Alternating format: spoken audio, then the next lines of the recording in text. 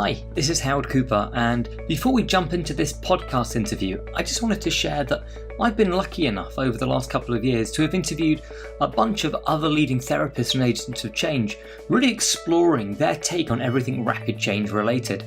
What you're about to see was recorded a little while ago, but it still holds tremendous value if you're someone that wants to learn about how to help people make quick behavioural shifts.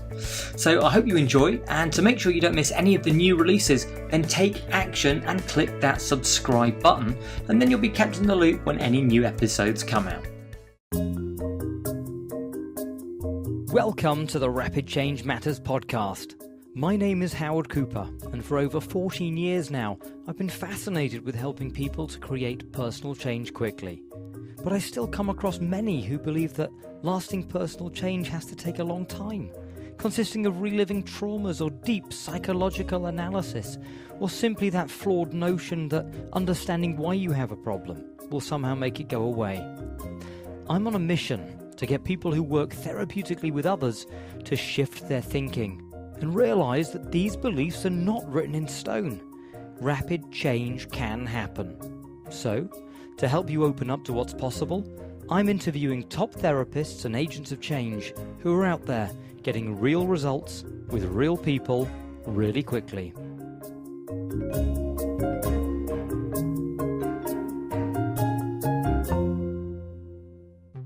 Before we get to the interview, I just wanted to let you know that I've written a quick-to-read, downloadable PDF on 5 strategies to amplify your client's response, with some great tips on getting your therapeutic suggestions to really sizzle. You can download this for free from rapidchange.works, where you can also find all the information about this episode and episodes still to come. Now, over to the interview.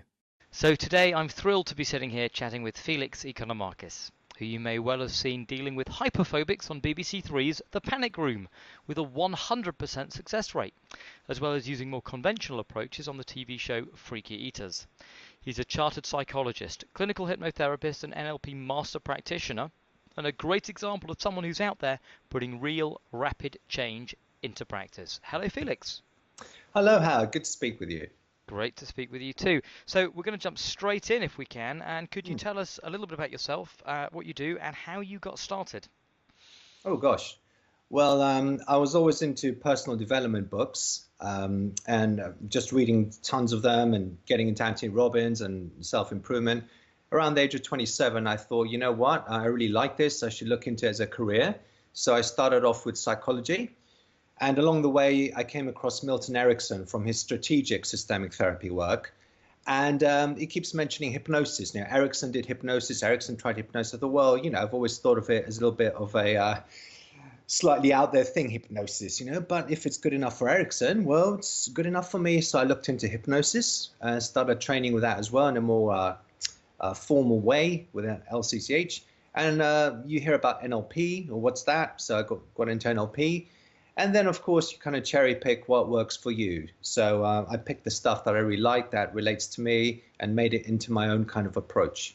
And 16 years later or so, been going strong.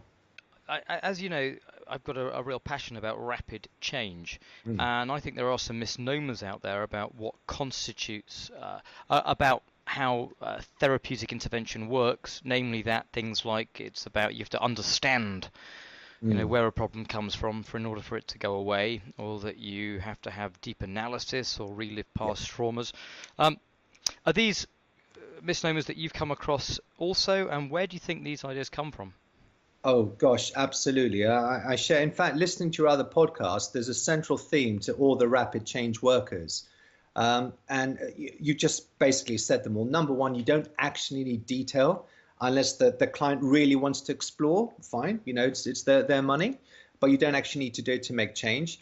I think it comes from a lot of the therapy field, from really outdated psychodynamic, psychoanalytical backgrounds, that there's this idea that if you really get into it, you have this insight, everything will fall in place. And as we know, that's just not true. You just don't need to do it that way.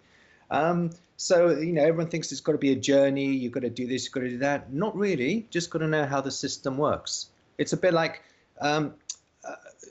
Steve mentioned about a virus protection software. you don't know exactly what ticks it off. All you got to know how to do is change the settings. I really like that metaphor. I don't know how it works, don't know what to set it off. All I know is I can help change the settings to make it appropriate and updated.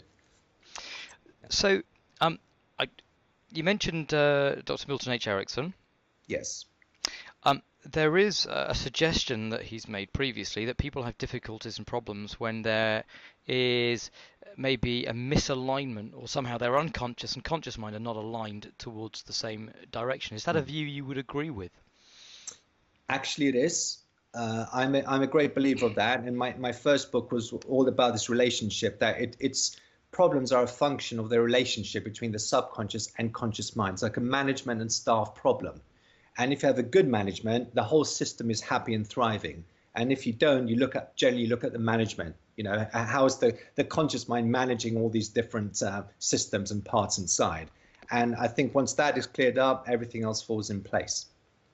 So how would you go about working with someone to help align, unconscious and conscious? Well, now, there's two different kinds of clients. So one client is, it's a fairly straightforward thing where I just work on the symptoms. Mm-hmm. And with some clients, it's really about teaching them how to manage themselves better. So I'm a great fan of parts therapy. I use these metaphorical examples of you're the CEO and these are all your staff. And let's, chat with each one and see what's going on. And this is what you need to do. And that can work in both a hypnotic and non-hypnotic way as well. But it seems to really work. I think once... you look at happy people, and I believe people are systems, and systems are out of alignment. And you think, well, what do happy people do? That makes them alignment. And we come back to the human Givens model about all the needs are met. You need to know how to meet these needs. You need to know what the needs are in the first place. And you need to have good tools to get these needs met. And everything else just falls into place. It kind of auto-corrects. So it's a very good model. It's the model I subscribe to as well. And I know, because I've spoken to many people in the past who they maybe cast aspersions on the idea of parts therapy because they go, well, I can't find where is the part? Where's the proof of the part? Right. Okay. I mean, I discussed this in detail in my training, which I'm just doing. It's going to take over your whole session if I get into it, because I think I've got pretty irrefutable evidence that parts exist, and just because you can't MRI them doesn't mean they don't exist. I mean, there's so many other things that we take as a given, even though we can't measure them. If you think about it, so what's the goal of therapy? So the goal of therapy is we're selling change. Well, that's the way I look at it. Specifically, the idea that change is better than not changing. Yeah. Now, if you think about it for a moment, if a client comes in for therapy, takes all this time and money to pay for a change they logically know is self-evidently better for them, well, why are they paying less money? Why not just stop doing it and change? And people tell us all the time, I know what I'm doing is crazy or harmful and wasteful, but I can't stop doing it. So why not? Because if a person is already convinced but still no change, it stands to reason another part of them is not yet convinced. It still has the brakes on. So, people spend £500 going to the gym but never go. Why?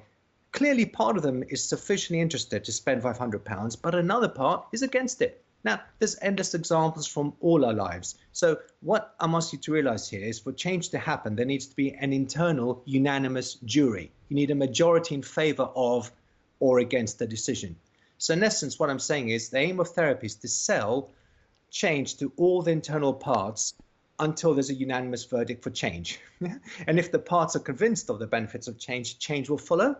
Yeah. Mm-hmm. And if they're not, then it won't. So we come to this, if all therapy is in essence about negotiating a unanimous verdict for change, then all therapy is in essence a form of parts therapy in my book. You mentioned that you go into this in a lot more detail on your training. Where you talk about this. Can you tell us a little bit more about your training and your model? Yeah, I've been putting off for years, because it's quite a lot of hard work to put it together. I've got to take time out. I'm already sort of scrabbling for time, but I'm not getting any younger. And I think I don't want all this info, very expensive, hard-won info, to die with me if I get knocked over by a bus or something. Obviously, I want to help people as well. I'm a one-man band. If I teach other people this, it's going to help a lot more people. So I've put together a model, which I've now renamed yet again, but hopefully this is the final one. It's called the 4 R's model. And those 4 R's stand for rapport, which is really important. And then it's about reconciliation, which talks about reconciling the disparate parts that are fighting against each other. And then resolve, which is choosing a path that everyone is in alignment with. And then the final R is basically release and replace, or rehearse success, whatever needs to happen. It depends on which path I go. And they're all kind of catchy, so lots of R's in there. But it's really a 4-step model that I use all the time for pretty much everything. And there's, continuous, consistent results across the board. It's time to get it out there now. And this is something that you do, as you mentioned, for all different areas, works for well everything. with. Yeah, absolutely everything. So, and I believe it's the keys to changing. These are things going on. So if you work with a system, this is where the change is in the system. This is how you can affect change. And like all NLP influenced people, I want to keep it as minimum and as lazy as possible, so I don't have to do extra work. So Felix, on a different note, I know that you often do things quite publicly that challenge what many therapists or people from traditional therapeutic models deem as possible. Yes. Can you give us some examples of some of the stuff that you've done and the reactions that you get? Yeah. Now, I've got a lot of faith in my technique because I see results day in, day out. So my convincer has been sated for a while now. So I've had I often get some media company or another saying, we're thinking of doing this program, would you come in for an interview? And I say, would you like me to do a demonstration for you? Oh, yeah, well, that's even better. So I'll say to a person, like I did recently, I don't want to be hypnotized. I'm going to do a simple form. And even then I have faith that this is going to work. And I've chosen all my food phobia people. It's what I'm famous for. It's immediately measurable. And, both occasions it's paid off really well. I do like taking risks, but I also, I like to put my money where my mouth is. I do believe this stuff works. So I'm not only going to do it in a risk-free, cozy environment. I want to be out there, who wins, who dares wins, I can believe in that as well. So I've done public demonstrations with in what are they called, auditions or interviews, whatever they are. And of course the TV work as well. We've got a bunch of cameras on you and you're doing something. And a couple of times I've done something I've never done before. I do like to stretch and challenge myself. And luckily so far it's paid off. And have there been times, because I know we've spoken briefly about this, that there was a room full of, was it general practitioners, doctors, who had heard about some of the stuff that you did with selective eating disorder?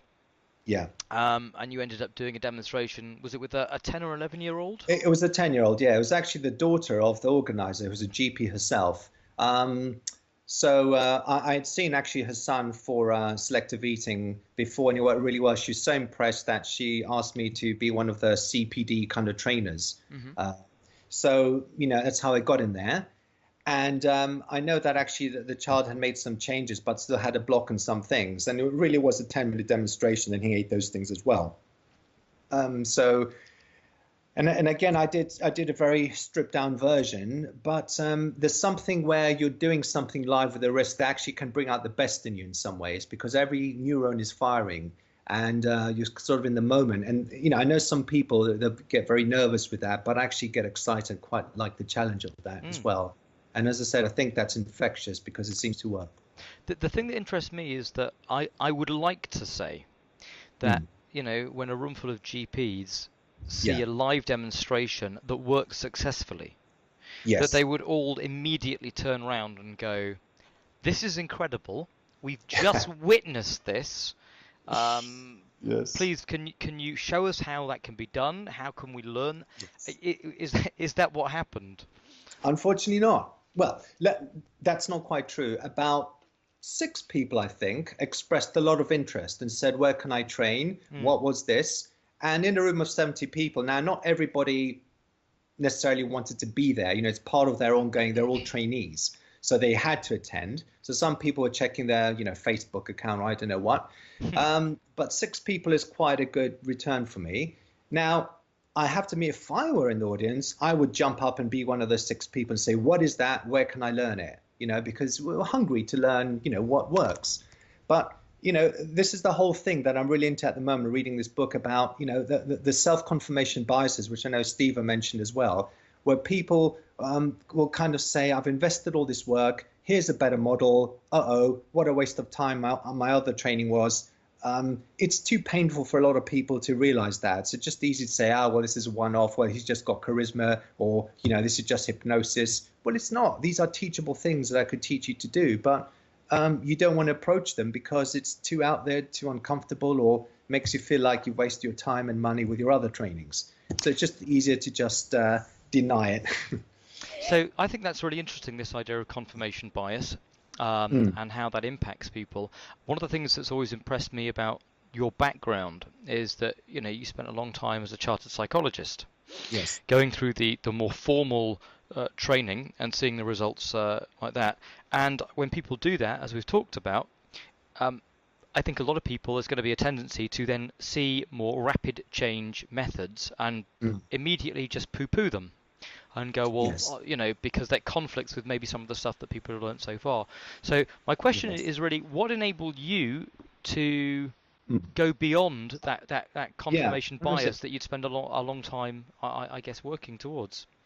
I think there are certain traits that we seem to all have in common. And one of them is a relentless search for the truth, regardless of school of ideology. A lot of people align with an ideology of what they were taught, whereas I'm not loyal to any ideology. I'm a ruthless pragmatist. I will only keep what works. If something was very good to me for 10 years, but I find something else, I'll chop the other thing off. I don't care whether it's got me a lot of money for 10 years. The new thing is even more efficient. I'll take that on. So it's people get a little bit, I like my old technique. I know how to do it. I've been doing it. I'm known for it. Whereas I'm embracing change. I like change. A lot of people are very uncertain with it. So if you want to find the best, the technique that ticks the most boxes, you've got to be quite callous about and quite pragmatic. And some people will feel bad that they've been doing the job they've been doing when they could have actually done it better, more efficiently for their clients. Whereas some people like me will say, great, I've now come across this technique now. This is fantastic. This makes me even more efficient. So it's the attitude about that. So whilst we've spoken about unconscious and conscious and bringing them into alignment, does that presuppose that you don't need to look at someone's past or where they've got the problem for them to change or get over it? And is there a place for that kind of work? Yeah, it's very relative, because sometimes the subconscious mind will kind of say, look, I know how to change this. I've now agreed to change it or got permission to change it, and it'll take care of it.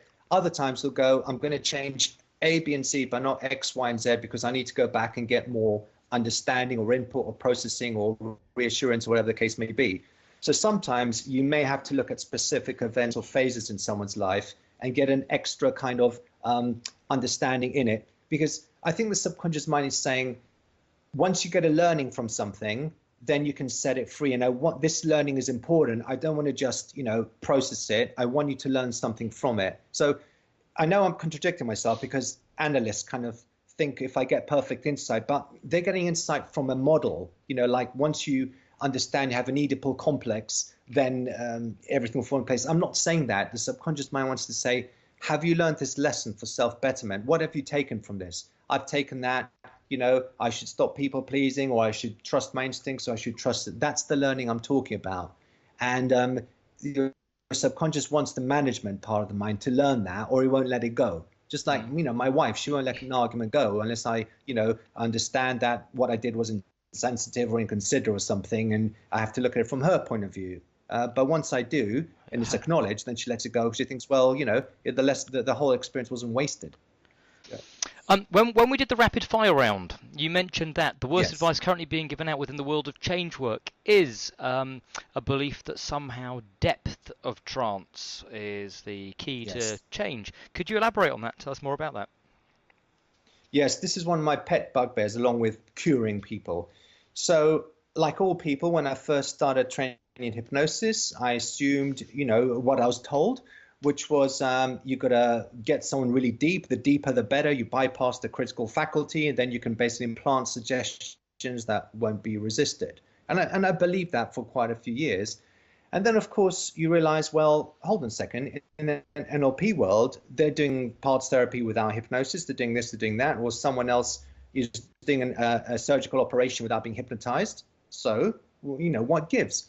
And it reminded me, what the philosopher Karl Popper said, which was in my training, which is, to take on board a theory, you've got to make it robust. You've got to falsify it. You've got to try and find if you can find an exception to it, if you can do it in another way. And if you can't, then the theory is robust. But if you can, then you've got to update the theory. So once I started hearing of people or other techniques and I tested them and realized, well, actually, I've tried that another way and still got the same result, then I've had to go back to the drawing board and update my theory. And I've just had literally thousands of examples where I haven't done super ultra depth hypnosis and still gotten a hypnosis-like change. That's not to say that for some people, maybe a deep trance was the critical thing that, tipped them over threshold into change. I'm not ruling it off, but it's not the only necessary thing we're aiming for. So I'm not aiming for deep hypnosis anymore. I'm aiming for change, and they don't necessarily need to go together. So the question I would then have is really about what is hypnosis for you then, and why would you induce it if the depth, or how, if it can be done without hypnosis? What's the purpose for you of using hypnosis as a tool? Well, in the beginning, I would try and take the client into as deep a state as possible. Yeah. And now I'm letting the subconscious mind lead. And I'm trusting the subconscious mind. This is a client's maybe first experience, but I do this work all the time. So I know what the subconscious is capable of if you know how to ask it. So I have more faith in it than the client. And I ask the subconscious mind to take the client to whatever level it feels comfortable. And if spontaneously along the way, as often seems to happen, they go into spontaneous trance state, light, medium, or deep, great. But if they don't, that's fine too. Now, more often than not, you find people do go into it because in a way which I wasn't really aiming for, it's also a way of overcoming resistance, because if you say, so right, I'm going to take you really deep, I pose, oh, what are you going to do to me? And it kind of puts its guard up. Say, I'm not really aiming for hypnosis. Let's see what happens. It goes, oh, that's fine. Well, let's really get into it and relax. And, oh, by the way, I can't move my arms. That was really weird. And, I felt like this disassociated state. I hear that quite a lot. Because basically I'm saying I let people spontaneously go into whatever state their subconscious mind is happy to take them into. And I leave it up to the subconscious mind to do that, not me. So could you give us a couple of examples of a couple of real cases where people have come in with whatever issue and actually in a very relatively short space of time they've left and their problem has not just gone, but it's a lasting result too? Yeah, well, as you know, I do a lot of work with the food phobia stuff. And, food phobias is wonderful because it's immediately measurable. I ask everybody to bring in food. You can either eat food or you can't. So I know exactly when it's work. And by in a way, the largest feedback I get when they open their eyes is, what's that like for you? That was weird. That was odd, Hardly anyone says that was relaxing. They go, that was odd. What was odd about it? I couldn't move my arms. I felt like this. I was drifting in and out. They say all the stuff of hypnosis type symptoms, though we weren't actually aiming for it. And then, of course, they're eating food well over 95% of the time. That's happening all the time. Two recent cases come to mind where I'm more impressed. And one person had OCD, let's call him Darren, which included checking things, checking labels on clothes, lots of rituals, urge to have the kind of right feeling, touching things in a certain way. He was virtually a prisoner in his home, and he wanted to stay at home where he controlled everything. I did my standard protocol, and he wanted to book a second session follow-up, and someone says, it's like 95% better, it's 95% gone. My girlfriend thinks it's even more, but I don't want to be, in case it comes back. And we talked about it, and there's a massive shift in one session with OCD, which is usually quite, and it's the second time this has happened in one session change with OCD. And, before that, there was a person who, I'll call him John, who was in a local private clinic, doing a lot of inpatient group work, private CBT, lots and lots of therapy for fairly serious depression, lots of mindset issues. And we had 4 sessions, and he's completely discharged, and he's saying he'd been singing your praises and stuff. And I saved AXA a lot of money. These are things I'm more proud of because I help. I see myself as an educator, as a sort of teacher here as well. I'm teaching his system to get its needs met in a way and to get rid of the obstacles in the way. And as he did that, he was very, very dubious in the beginning and very skeptical about all this because he's used to different therapy. He just realized I feel better and better, and I've stopped smoking, I've stopped this, and I've also stopped that. Everything's just coming together, and those are the moments that really do it for me. I'm no longer impressed by the food phobics I do all the time. Yeah, it's stuff like this that I go away punching the air, going yes, that's really good to hear. I could go on and on. That's really cool. But interesting that I wanted to find out more about how. I mean, you kind of inferred then that this is someone that's come and they've seen lots of people before and lots of different therapies. How does the maybe cynicism that has been built up from failed therapeutic interactions with people, how do you help get past that? And is it even something that you need to get past, or is it just you do your stuff?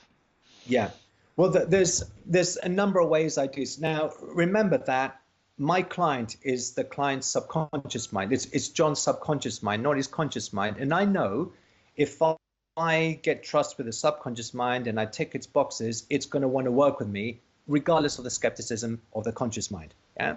So once I get the subconscious mind on board and it trusts me, it's gonna trust me to instruct it and lead it, regardless of what everyone else thinks. And because it starts getting its needs met and feeling better, then the conscious mind starts saying, oh my gosh, I feel better. So that's the convincer. And I have to say on this point that change work is a tricky thing because, and I know we've said this on your Facebook page, that I've had clients come in and they were very skeptical. I started being skeptical, thinking, I don't think I have what it takes, but I might as well do my session here. I didn't think it was going to work. Then it was going to work. Then it had a good result, So it wasn't even placebo. It's despite the skepticism. And then, of course, you have other clients where the converse applies, where you think, this is straightforward. It's going to be easy. I think it's easy. They're going to be easy. And then it's not easy and something else pops up. So you really can't tell with a client. But I know that people are skeptical. They've often tried different therapists before me, even different hypnotherapists before me. But it doesn't matter because I feel like my approach is really going where the action's at. And I think other people are not going with actions out. They haven't won over the rapport with the subconscious mind. So it's not on board with them. They can do the most beautiful induction, whatever, but if they haven't won it over, then it's not willing to change. And that's the key to it, winning over the subconscious mind. So how do you go about setting up a dynamic that where you win over the unconscious or subconscious and treating that as your client? Well, I don't go for super ultra depth, which is what most people try for. I do a lot of things together, which is a bit like a seduction. If you meet a person that you want to win over, you're doing lots of things, all coming together. You are listening, you're smiling, you're taking interest, you're doing empathy. You're doing a bunch of things that make a person think, this person likes me, they get me, I like being in their company, they truly have an interest in me and care for me. All these things come together and a person wants to be with you more or wants to continue. And I feel it's not necessarily what I do, but how I do it as well is the real sophistication. So, you can ask a person out in a kind of abrupt, brusque way, or you can do it in a sophisticated way. And I think the techniques and approaches I use in my approach is all about winning someone over in so many ways that they just think, what, I trust you, tell me what to do here, or let's work together. And that's, I think, the real key to it. Because I've had hundreds of people, hand on heart, who were hypnotized successfully by the therapist, but still couldn't touch a vegetable or touch a spider. And then, with what I do, they are, without even being hypnotized. So it really is a case of what's the difference? For me, it's knowing how to win over the part of them that I need to win over that controls the change. Would you say that you could have unconscious rapport with someone or rapport with their unconscious or subconscious without necessarily having conscious rapport? Well, yeah, I think I do that. That's my primary aim, to have rapport with that. I like to call it subconscious because I get a bit confused with unconscious. I think it was something else. I'm aiming for rapport because, one of the things I do in my approach is I'm basically doing a lot of covert therapy because I'm aiming to win over the subconscious mind, not the conscious mind. Everything I do, I want the subconscious mind to go, wait a minute, yeah, that's exactly why I'm doing what I'm doing. This guy gets me. He finally understands me. It's like he wakes up and goes, who is this guy? I want to know more. I want to work with him. So that's what I'm aiming for. Because many times, Howard, people say, when you first started talking about this part, I was like, what the hell is this? I was thinking, oh, I'm not into this, and we're going to buy it. But then, I felt really better that night, and I thought, whoa, that's different, and I wanted to come back and know more. So that happens quite a lot as well, where people have this kind of odd look on their face when I first describe my model. I think, oh God, here we go.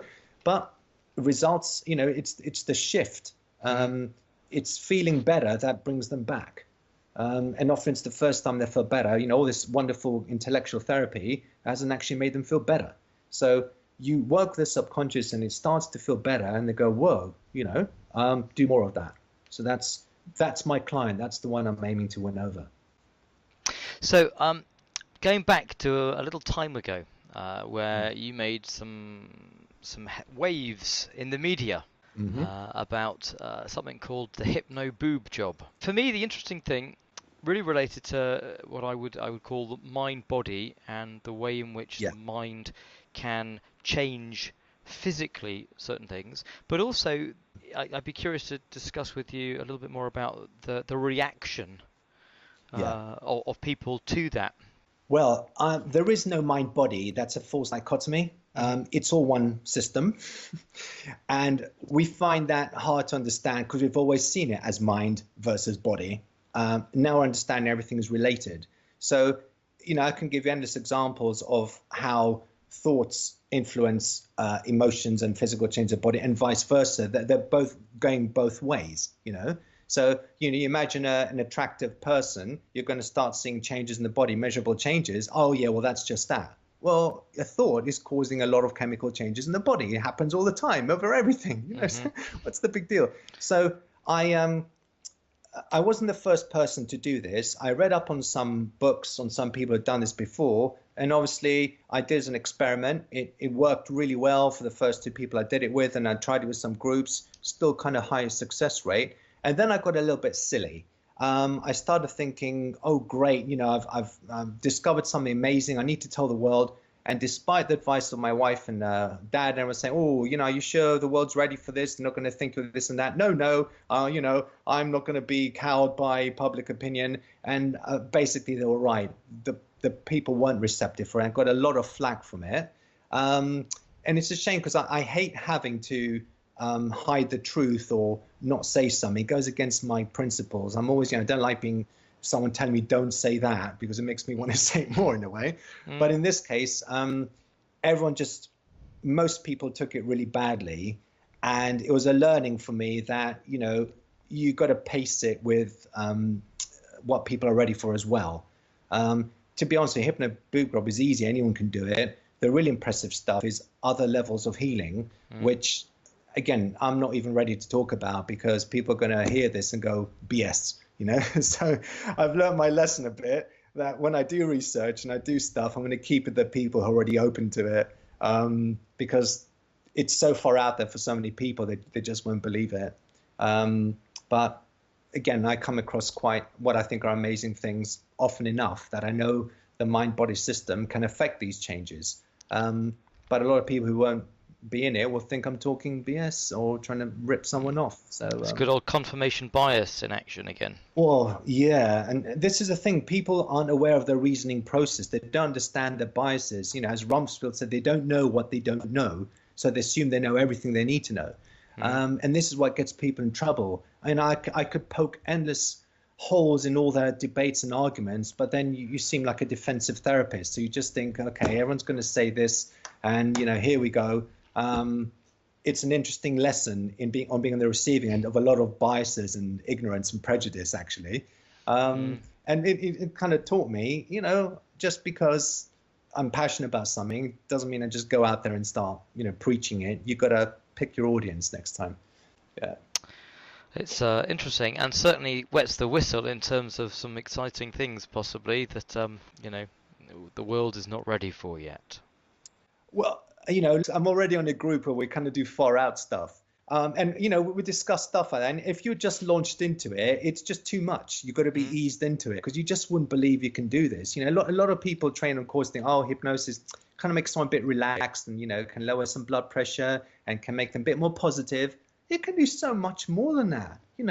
It can do amazing things, but people just don't believe it because that's all they were taught in their course. They weren't taught to really go for something. I know people who are too scared to do stop smoking or weight loss because there's a result. And if they don't get the result, they're scared. So they do just general feeling good, ego boosting, really wishy-washy, no risk, low risk kind of stuff. It's a shame because, I believe in stretching the boundaries and pushing the boundaries out there. But unfortunately, you've got to do it with like-minded people. Absolutely. But it's good to hear that you have that pioneering spirit, and I guess that's one of the things that keeps you excited. Yeah, absolutely. I mean, I have to say, people can get excited about football, and they cry if grown men are kicking a ball about, but ultimately, I'm a philosopher. I love knowledge, and knowledge of the human mind is the thing I love hearing. So it's always going to excite me. And, I want to know what else it can do. What can I do? What can I do for myself? What can I do for other people? Where can we take this thing? It's a pioneering thing. Some people have it about space, and I have about, internal space. But it's something that's always going to keep me passionate and learning and trying. And that's, again, some of the temperaments I see shared with other people. They just want to know what's going on here. So given that there's obviously you mentioned that a lot of people are just learning on courses and things, that hypnosis is just, gentle relaxation and just relaxing a little bit and so on, and very where can people go and what should people read? Where should they learn if they want to get good at change work, the sort of change work that you're talking about?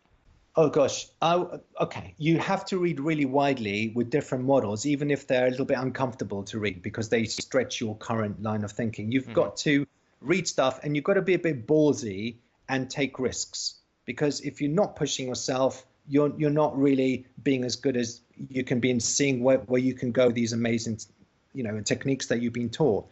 So you've got to read widely and try lots of different things and pick the ones that relate to you. But you can have a really safe little practice, or you can really, go for it. And again, who dares wins. I think if you try a lot of stuff, there's no failure. It's part of understanding and taking things to the next level.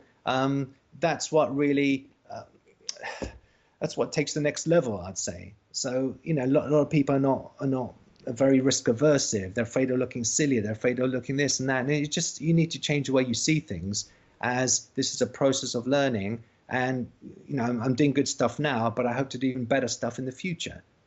Why? Just for the sheer fun of it, just to seeing, what I can do. Where's my potential? And where's the client's potential? So can you think of 3 books that someone could go out and buy right now that would be a good place for them to start? Transforming Therapy by Gil Boyne, only because I'm looking at it. It's on my bookshelf. Okay. Matthew Syed, Black Box Thinking. Magical Sticks and Monsters. I'm kind of reading what's on my bookshelf in front of me. It's good to put me on the spot. But there's not one book that I thought, this is it. This is my guru. Yeah. It's really taking stuff out of it that I thought, I like that, and I like that, and I like that, and making your own model. Well, at least that's what I did. Yep. So, when I teach my stuff, I don't expect people to be bought in, hook, line, and sinker. They'll take stuff from it that relates to them and, develop it and make it their own. That's how knowledge goes. Yes. Cool. I would recommend my course because a lot of condensed wisdom, but still read widely. Yeah. So if there are people that want to get in touch with you or hear more about the work you're doing, how should they do that? How can they get in touch? I think the easiest way is to get on my website, just send me an email. And I'm adding a bunch of people who've emailed me saying, I'm interested in your training when you're doing it. Well, I think from November onwards is when it's going to be set up. So, I've got a little database of people. So if you just Google my name or go to my, main website, which is www.the-heath.co.uk. Again, just Google my name, it'll come up. Just send me an email saying I'm interested in this or that, and I'll put you on my my database. And when it's set up and running, I'll let people know. Cool. Or just join my Facebook page. Yeah. Absolutely. And we'll put the links to all of this stuff on the Rapid Change Works website as well. Felix, before we finish up, I wanted to ask, is there anything that when we talked about you coming on and talking with us and discussing the ideas of rapid change that you thought would be useful to share with people that we haven't covered yet? Well, I know a lot of people, Howard, who have done a 1 or 2 week course with one of these conveyor belt training organizations. And a little knowledge is a dangerous thing. They've got some gimmicky techniques they set up in Harley Street, and they start, doing this. Oh yeah, I'll sort this out in a session. Then they're surprised when it doesn't work, because really you've got to have more of a knowledge of what's really going on. You've got to know whether this is amenable to a surface, a quick change, or whether there's other things going on which you need to address. So, don't just do minimum training and think that's all you need to know and believe your trainer and that, this will work in every time like it does in the session, because real life is very different. So this is a job where you're paradoxically an internal student as well as a teacher and a therapist. You just have to read widely. You have to test your theories a lot and keep upgrading. Otherwise, you'll get a nasty surprise, a nasty reality check, I think. Well, thank you, Felix. It's been an absolute joy to chat with you, and a lot of fun, and I hope the listeners have found it as interesting as I have in talking with you as well. Thank you very much, Howard. Good to speak with you again as well. I hope you enjoyed this episode, and if you did, why not share it with anyone you think might be interested, and even head over to iTunes to give us a glowing review. You'll find more about what's coming up on our Facebook page, facebook.com/rapidchangeworks. And of course, you'll find all the links related to this episode, plus those free 5 steps to getting your suggestions to sizzle over at rapidchange.works.